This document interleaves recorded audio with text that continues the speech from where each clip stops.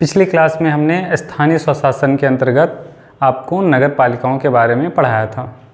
तो आज नगर पालिकाओं की शक्तियाँ एवं कार्य के बारे में पढ़ाएंगे आपको। ये अंतिम क्लास है और आपका स्थानीय स्वशासन खत्म हो जाएगा। हमने पंचायती राज हमने बताया था, स्थानीय स्वशासन के अंतर्गत पंचायती राज और नगर पालिकाएँ आती हैं। तो ये दोनों हमने पढ़ा दिया है। स्थानीय स्वशासन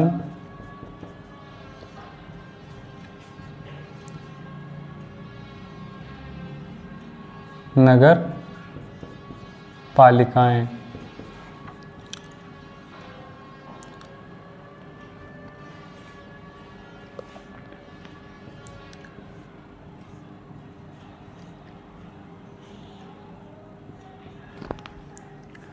तो नगर पालिकाओं की शक्तियां एवं कार्य। नगर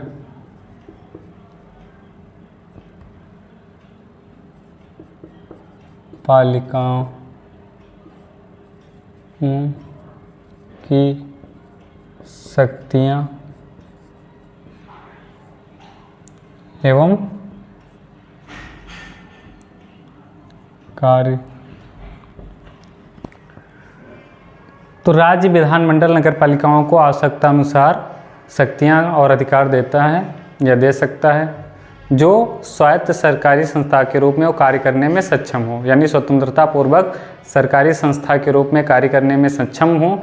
इसलिए आवश्यकता अनुसार जो आवश्यकताएं होती हैं उनके हिसाब से उनको शक्ति और अधिकार कौन देता है? राज्य विधानमंडल। किसको? नगर पालिका को।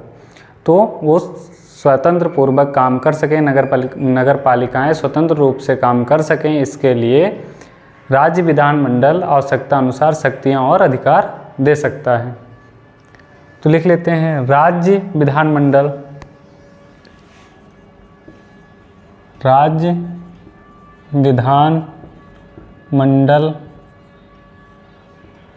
राज्य विधानमंडल नगर पालिकाओं को आवश्यकता अनुसार नगर पालिकाओं को आवश्यकता अनुसार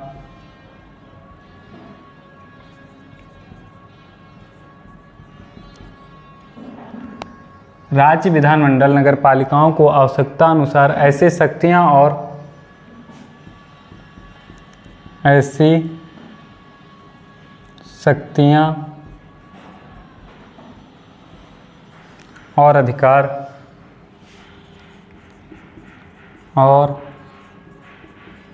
अधिकार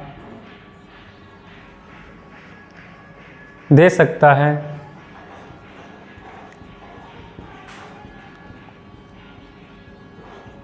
राज्य विधानमंडल नगर पालिकाओं को आवश्यकता अनुसार ऐसी शक्तियां और अधिकार दे सकता है जिससे कि वे स्वायत्त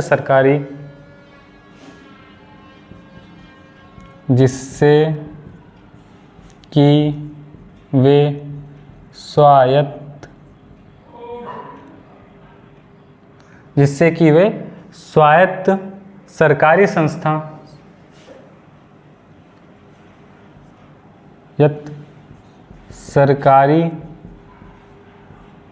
संस्था के रूप में कार्य करने में सक्षम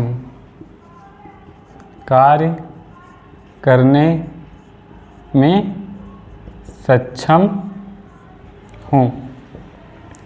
तो राज्य विधानमंडल नगर पालिकाओं को आवश्यकता अनुसार ऐसी शक्तियाँ और कार्य दे सकता है, अधिकार दे सकता है जिससे वे स्वतंत्र सरकारी संस्था के रूप में कार्य करने में सक्षम हों।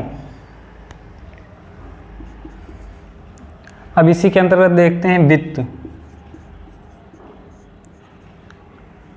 तो नगर पालिकाओं को वसूली, उपयुक्त कर निर्धारण, मतलब जो उपयुक्त हो उस कर को निर्धारण, चुंगी, यात्री कर, शुल्क आदि लेने का अधिकार है। भाई भवन निर्माण होता है उसका भी तो टैक्स पड़ता है, जल का टैक्स लेती है नगर पालिकाएँ, तो ये सभी कर जो है लेने का अधिकार किसको है? नगर पालिकाओं को वसूलने का। तो पहले लिख लेते हैं नगर पालिका नगर पालिकाओं को वसूली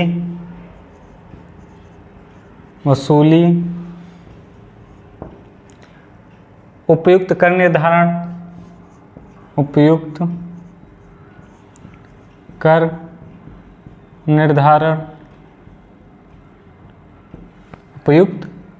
निर्धारण चुंगी यात्री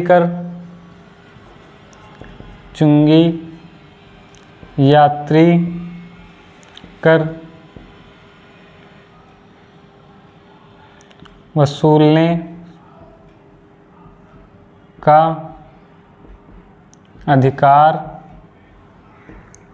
का अधिकार होता है। दूसरा है राज्य विधायिका नगर पालिकाओं को चुंगी, पथकर और शुल्क एकत्र करने का काम सौंप सकती हैं। तो राज्य विधायिका अगर चाहे तो नगर पालिकाओं को चुंगी, पथकर जो उस राज्य के अंतर्गत हैं उसमें भी उसको स्वायत्तता दे सकता है, उनको सौंप सकता है कि आप वसूलें इसको। तो राज्य विधायिका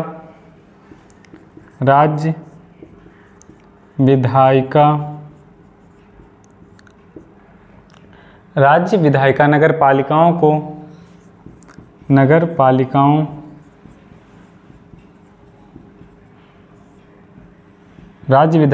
पालिकाओं को चुंगी,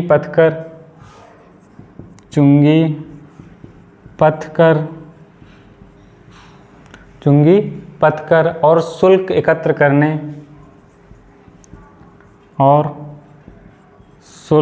यानी पैसा इकट्ठा करने का, तो शुल्क एकत्र करने का काम सौंप सकती हैं। शुल्क एकत्र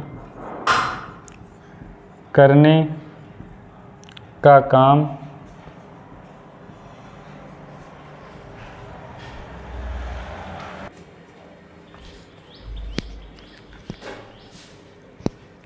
तो राज्य विधायिका नगर पालिकाओं को चुंगी, पथकर, शुल्क एकत्र करने का काम दे सकती हैं,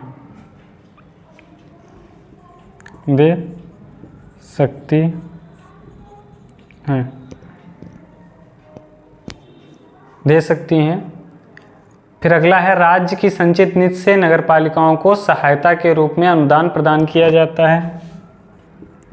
राज्य की संचित निधि से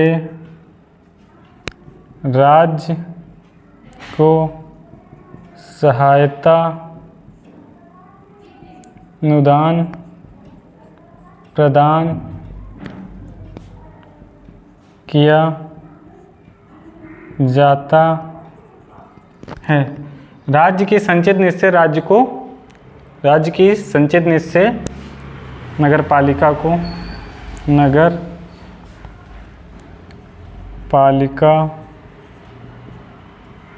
को सहायता अनुदान प्रदान किया जाता है। फिर है वित्त आयोग जो पंचायतों के लिए गठित किया गया है, प्रत्येक 5 वर्ष में नगर पालिकाओं की वित्तीय स्थिरता की पुनरावलोकन करता है और राज्यपाल को अपनी रिपोर्ट सौंपता है। तो जो वित्त आयोग है पंचायतों के लिए जो गठित किया गया था वही क्या करता है, प्रत्येक 5 वर्ष पर नगर पालिकाओं की वित्तीय स्थिति का पुनरावलोकन यानी दोबारा उसको देखता है कि वित्तीय स्थिति क्या है और राज्यपाल को अपनी रिपोर्ट सौंपता है। तो लिख लेते हैं इसको भी। वित्त आयोग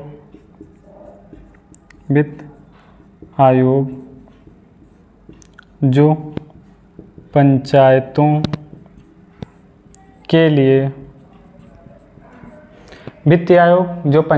के लिए गठित किया गया है।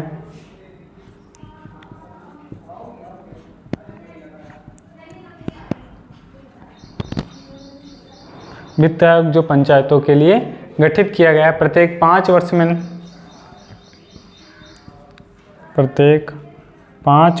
में नगर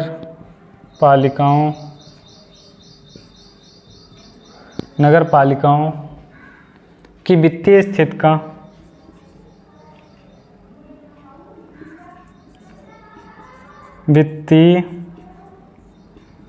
स्थित का नगरपालिका की वित्तीय स्थिति का पुनरावलोकन करेंगी।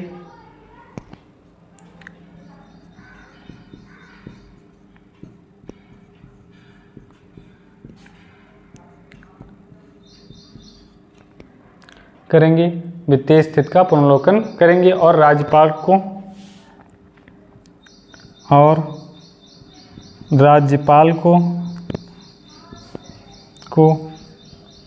अपनी रिपोर्ट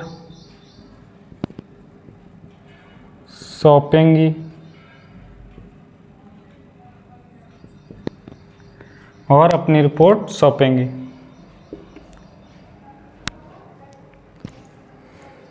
संघीय क्षेत्रों पे इसका अनुच्छेद का भाग का लागू होना। तो अगले डाल लेते हैं संघीय क्षेत्रों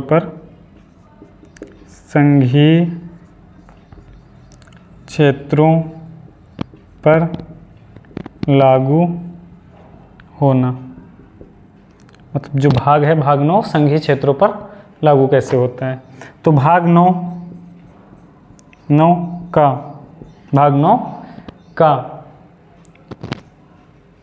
जो प्रावधान है वो संघीय क्षेत्रों पर भी लागू होते हैं, लेकिन इसमें क्या राष्ट्रपति को अधिकार है कि संशोधनों या अपवादों के साथ इसको लागू कर सकता है। तो लिख लेते हैं भाग 9 का संघीय क्षेत्रों पर भी लागू होता है। भाग 9 का संघीय क्षेत्रों पर भी लागू होता है या इसके प्रावधान संघीय क्षेत्रों पर भी लागू होते हैं, लेकिन राष्ट्रपति को यह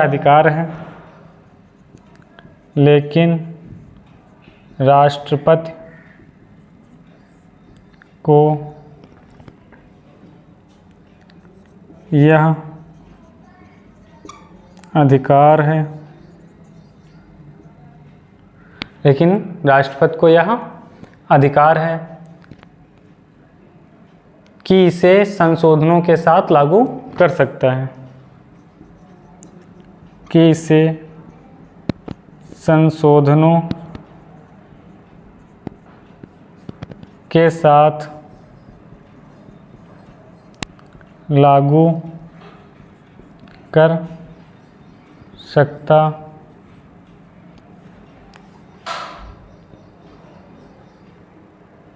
लेकिन इसे संशोधनों के साथ लागू कर सकता है। अब उसके बाद केंद्र शासित राज्यों पर लागू। केंद्र शासित राज्यों पर लागू। केंद्र शासित राज्यों पर लागू होना। तो भारत का राष्ट्रपति इस अधिनियम के उपबंधों को किसी केंद्र शासित क्षेत्र में भी लागू कर सकता है या कोई दिशा निर्देश दे सकता है। भारत का राष्ट्रपति, यहाँ ऊपर हमने बताया संघीय क्षेत्रों, जो संघ के क्षेत्र हैं उन पर भी लागू हो सकता है, लेकिन राष्ट्रपति को यह अधिकार है कि इससे संशोधनों के साथ लागू कर सकता है, उसमें कोई संशोधन करके लागू कर सकता है। केंद्र शासित राज्यों पर लागू। तो भारत का जो राष्ट्रपति होगा इस अधिनियम के उपबंधों को किसी केंद्र शासित क्षेत्र में लागू करने के संबंध में कोई दिशा निर्देश दे सकता है कि हाँ केंद्र शासित जो है क्षेत्रों पर भी इसको लागू किया जाए, लेकिन ये बदलाव करके या ये प्रावधान लागू करके। तो लिख लेते हैं भारत का राष्ट्रपति इस अधिनियम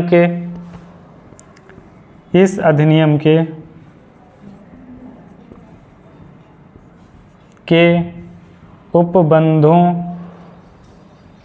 को भारत का राष्ट्रपति इस अधिनियम के उपबंधों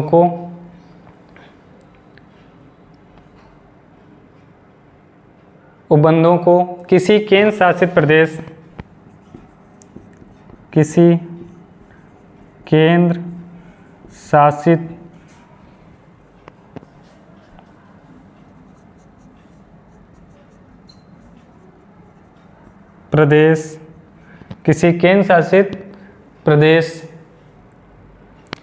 में लागू करने के संबंध में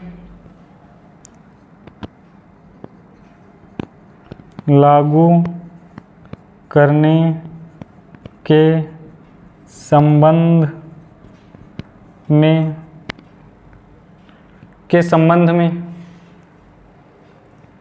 कोई दिशा निर्देश दे सकता है, कोई दिशा निर्देश दे सकता है, कोई दिशा निर्देश दे सकता है।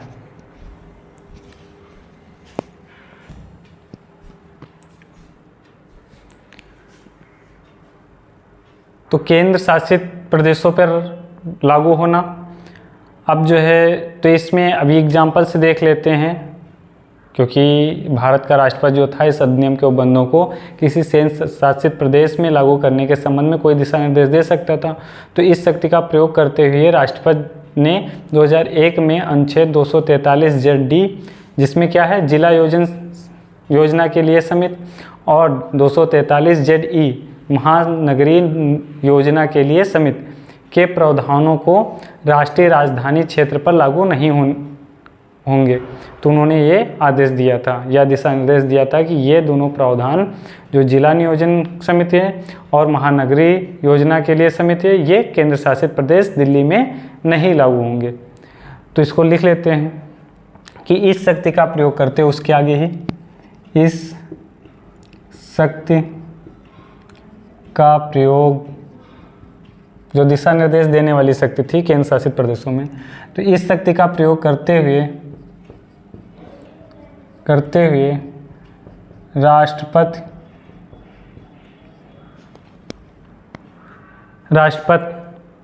2001 में अनुच्छेद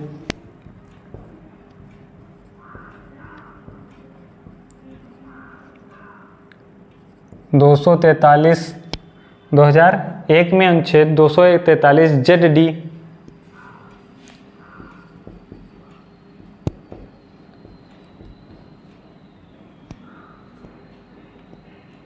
ZD जिला योजना के लिए समिति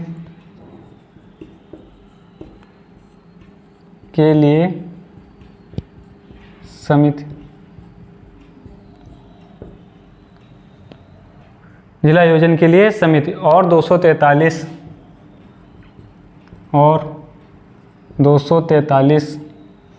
तुम्हारा ZD और E, D के बाद E, तो 243 ZD और E महानगरीय योजना के लिए समिति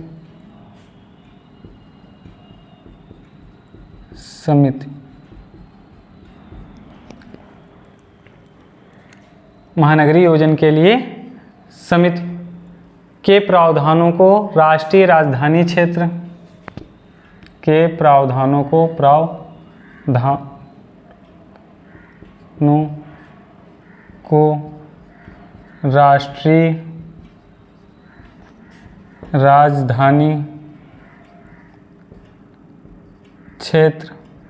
राष्ट्रीय राजधानी क्षेत्र दिल्ली पर लागू नहीं होंगे।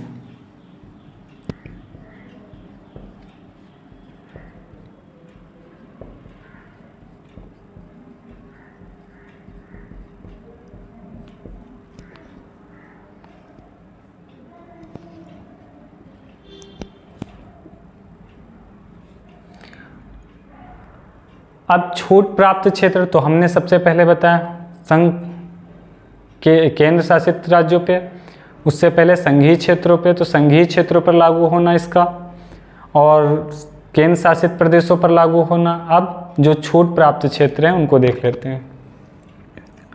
छूट प्राप्त क्षेत्र, छूट किनको किनको की दी गई है, तो यह अधिनियम जो तुम्हारा 74वां संविधान संशोधन अधिनियम है, तो यह अधिनियम राज्यों के अनुसूचित जाति और अनुसूचित जनजाति क्षेत्रों पर लागू नहीं होगा।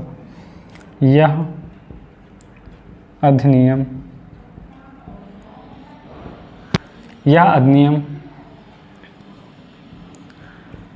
अनुसूचित क्षेत्र और अनुसूचित जनजाति क्षेत्रों पर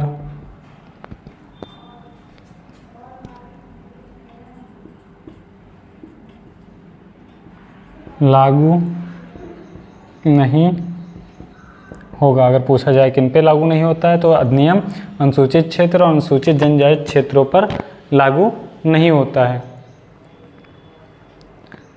लेकिन संसद इस भाग के प्रावधानों को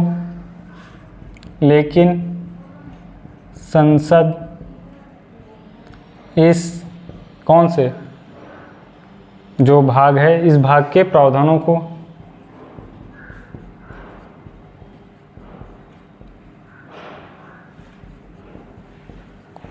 भाग 9 का, तो संसद इस भाग के प्रावधानों को कुछ संशोधनों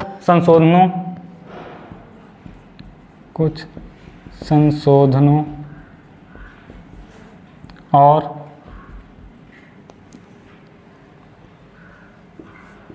अपवादों के साथ लागू कर सकती है।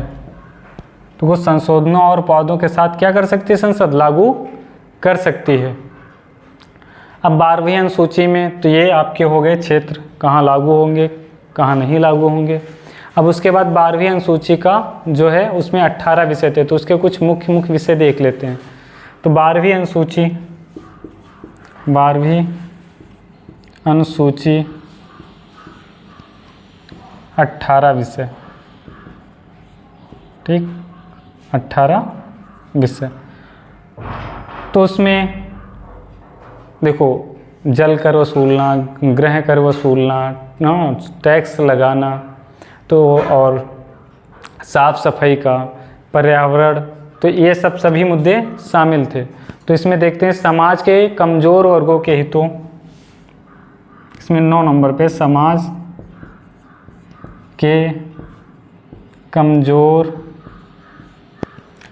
के कमज़ोर वर्गों के हितों का संरक्षण, वर्गों के हितों का संरक्षण, जिसमें समाज के कमज़ोर वर्गों के हितों का संरक्षण, जिसमें मानसिक रोगी और विकलांग भी शामिल हैं, जिसमें मानसिक रोगी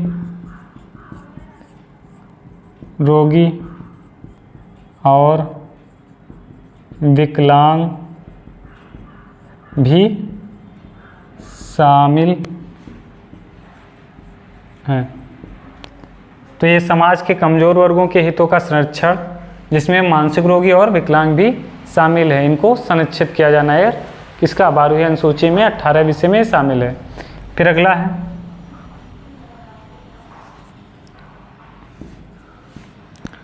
सांस्कृतिक शैक्षिक सौंदर्य, सांस्कृतिक शैक्षिक भाई शिक्षा से संबंधित, संस्कृत से संबंधित, तो शैक्षिक सौंदर्य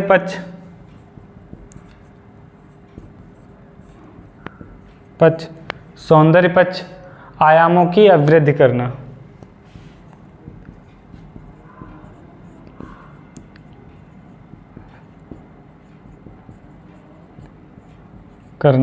यानी इनको बढ़ाना, संस्कृत को, शिक्षा को और सुंदरता को, पार्क वार्क स्थापित करना, नगर पालिका का पार्क भी होते हैं और जो है शैक्षिक केंद्र भी होते हैं और सांस्कृतिक प्रोग्राम भी करते हैं। तो ये कुछ इम्पॉर्टेंट थे 18 विषय में, बाकी तो आप जब पढ़ लेंगे तो एक याद हो जाएंगे। तो आपका स्थानीय स्वशासन समाप्त होता है।